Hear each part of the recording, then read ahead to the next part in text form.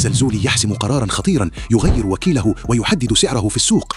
إن كنت من عشاق الكرة المغربية وأسود الأطلس، تابعنا الآن وشاركنا رأيك لتكون دائما في قلب الحدث. حسب الصحيفة الإلكترونية سبورت الكتالانية، بدأ عبد الصمد الزلزولي تحركاً حاسماً في مسيرته، فبعد مواسم من الشائعات يبدو أن وقت الانتقال قد حان فعلاً.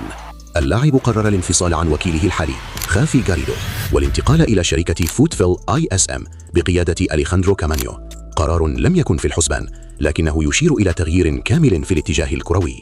والمفاجأة أن نادي بيتيس وضع سعراً خروجياً واضحاً 25 مليون يورو كحد أدنى، مع اهتمام سابق من أندية الدوري الإنجليزي وترقب كبير في السوق. وفي الخفاء ديكو لا يفوت أي تفصيل، خاصة أن برشلونة سيستفيد مالياً من أي صفقة قادمة.